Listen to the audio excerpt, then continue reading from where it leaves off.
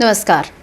The Desert Express के इस खास शो में मैं मनीषा शर्मा आप सबका स्वागत करती हूँ।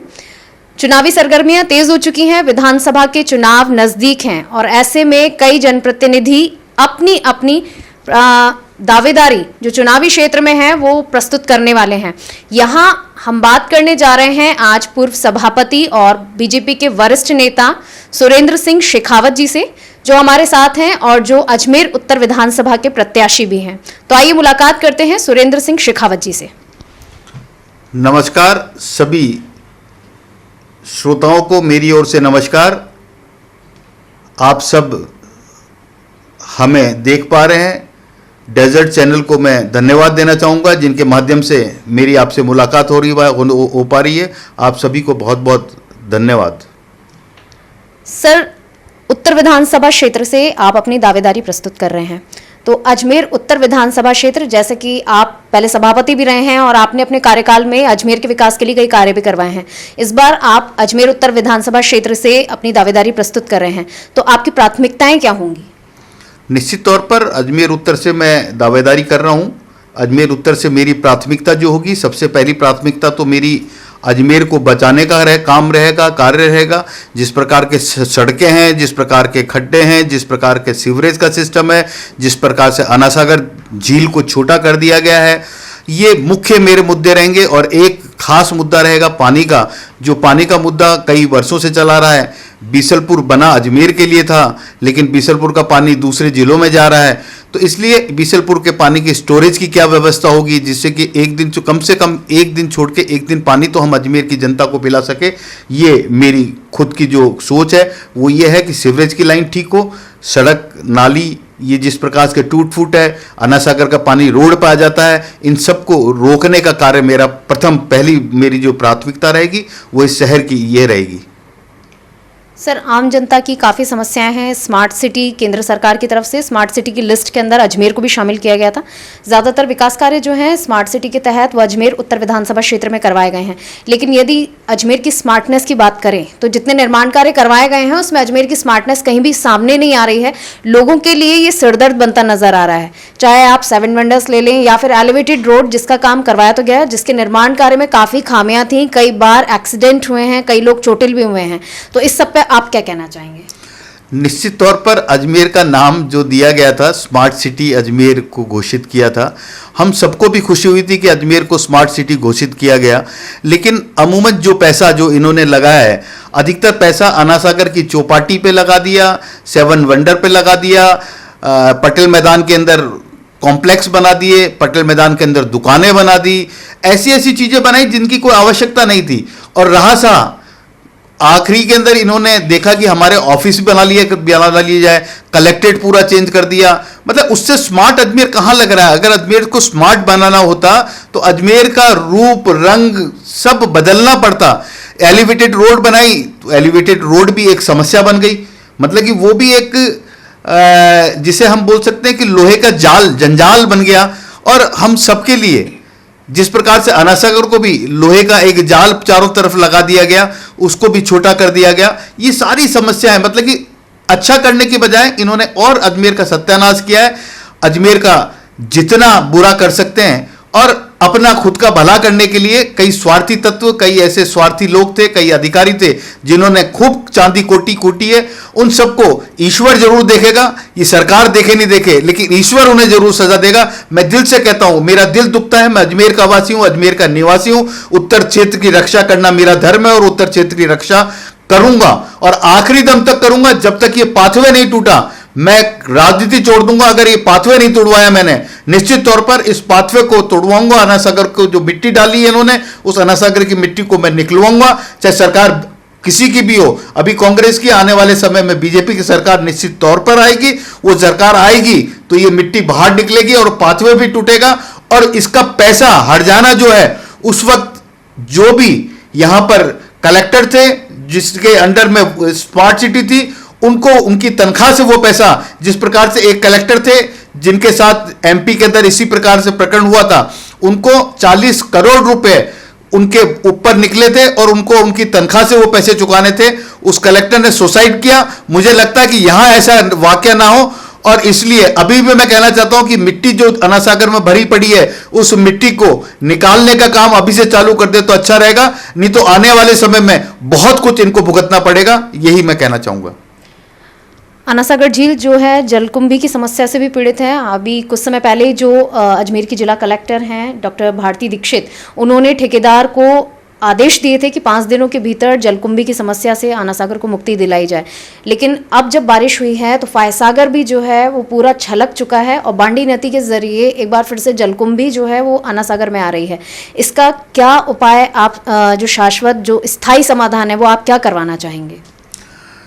मैं एक चीज कहना चाहूंगा कि ये जलकुंभी की जो समस्या है, अगर प्रशासन चाहे तो जो प्रबुद्ध नागरिक है अजमेर के, उनसे मिलकर बात करें, जिसमें कई साइंटिस्ट हैं, कई डॉक्टर्स हैं। जैसे कि मेरे पास एक मिस्टर पीसी जैन करके हैं जो गवर्नमेंट कॉलेज में प्रोफेसर हुआ करते थे।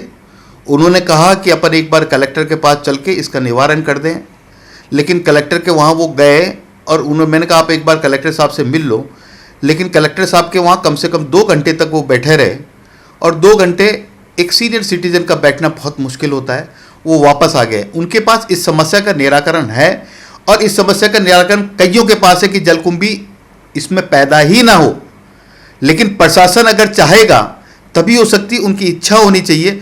वो ठेकेदार को खामखा पैसा देना चाहते हैं, पैसा खराब करना चाहते हैं तो एक अलग बात है, लेकिन पैसे को बचाया जा सकता है, जलकुंभी का रास्ता निकल सकता है। मैं आज भी आपके चैनल के माध्यम से कहना चाहता हूँ, डॉक्टर पीसी जैन जो गवर्नमेंट कॉलेज के अंदर साइंस के लेक्चरर थे, जो सुमित शर्मा जो आईएएस अभी लगे हुए हैं राजस्थान सरकार में, उनके ससुर साहब हैं, वो अजमेर में रहते हैं, अजमेर के अंदर उनका निवास स्थान है।